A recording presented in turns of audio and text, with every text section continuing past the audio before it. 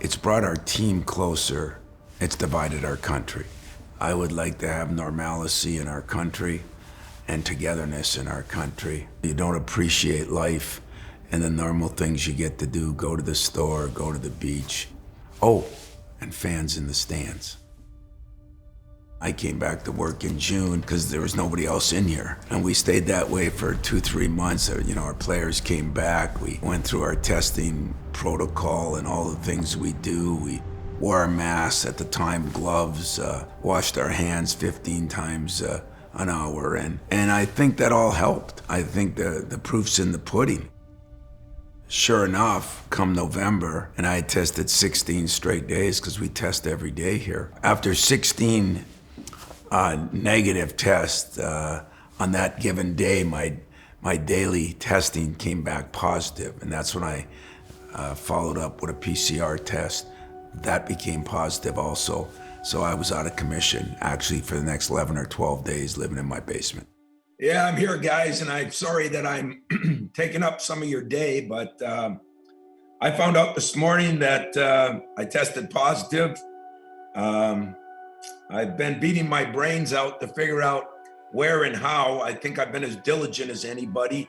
My symptoms were a little bit of a cough, a little tiny bit fever. But then about day 6 and 7, I started getting some headaches, felt like sinus headaches.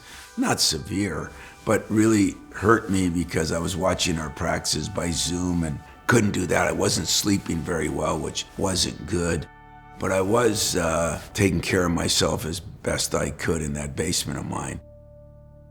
I went through that process, and then day 11, I came back and get day 12, watch practice from the stands for 2 days. And then I've been here every day since and working pretty good hours. What I did notice after, as I started working out, the fatigue part that they talk, the COVID hangover, whatever you want to call it, it affected me. But on a 1 to 10, 10 being the worst, I probably was never above a 5. Did it linger? A little bit. But would I have said, other than a little longer stint, that it affected me more than some of those other things? The answer would be no. I've got a neighbor who was 50 years old that was a doctor that died. It affects everybody differently. It affects people with pre-existing ailments more than it does people that are really healthy. We all understand that, but that sounds good until you're that one person. There are 20-year-olds that have died. There are 10-year-olds that have died from COVID. So I'm one that says I was lucky. It just takes, like my daughter, family, wife, kids, my own players. If one isn't lucky, then it's one too many if it's one that you know. I don't think we've respected it like we should. I don't think if you wear a mask, you're a Democrat. If you don't, you're a Republican. I think we're talking human beings. And I personally think we've botched that up in our society totally. My best example is a seatbelt. When I was little, they didn't have seatbelts. And then when they had seatbelts, I never wore a seatbelt. And then when you start watching the studies and you have your own kids, you start saying, wow, these seatbelts are important. And what's really funny about a seatbelt compared to a mask or social distancing, or a seatbelt helps save your life. Your life. I put a seatbelt on, I got a better chance of surviving an accident. A mask helps me save my life and maybe thousands of other people's lives. And I just look at it and I say, are we that dumb of a society? I dislike politics completely. But in general, I've always supported our state, our governor, with the mask. I've supported it with the social distancing. And, you go back to wearing seatbelts. Now I think 90-some% of the country wears seatbelts. Why? All they're saving is themselves. And yet with COVID, we can't get people to social distance, to do the things, to wear their masks, when they could not only save themselves, but they could save maybe hundreds, maybe thousands of people. I'm a big advocate of it. I'm a big advocate of doing everything you can do to take care of yourself. I feel for our youth. If it's difficult in your 60s to do stuff, I can't imagine being 20 and Mariucci and I up in our dorm room, kind of quarantined. But you do what you do to take care of yourself and others around you.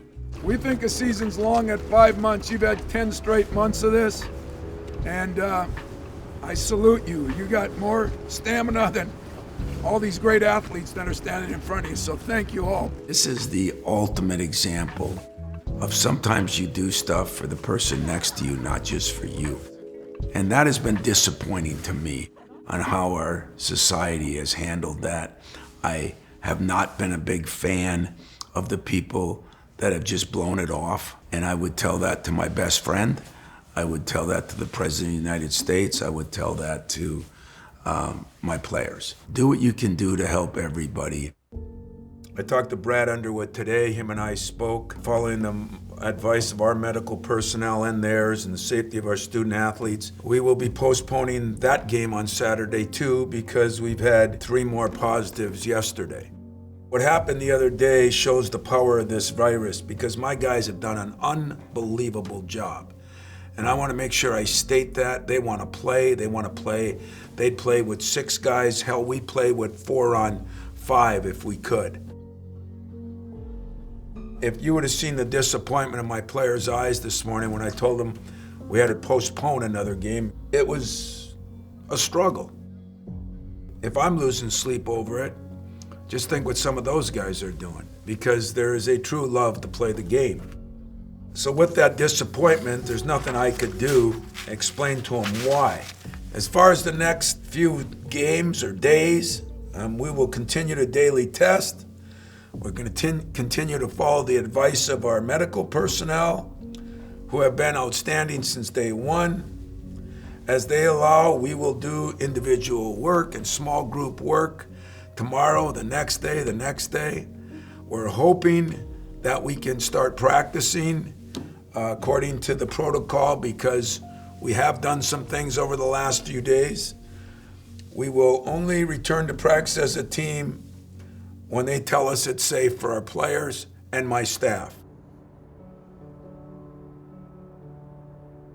COVID-19 it's rocked our world. And what it's done to basketball, to see what sacrifices everybody's made. Our players have made a lot of sacrifices.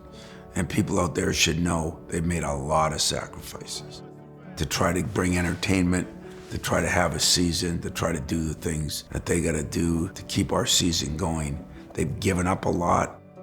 They've done stuff that their friends wouldn't do, meaning stayed in quarantine or stayed just with the team for the most part. And then there's the mental stress on people.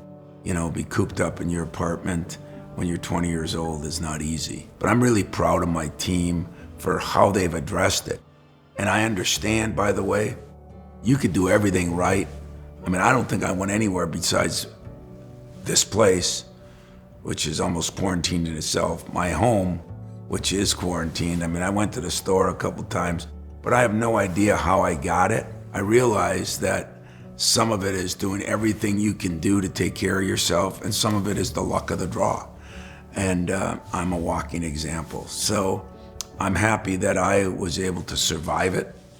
I'm happy that I had no problem talking about it, because if somebody hears what I have to say and that can help them, then I've done more than coach my basketball team.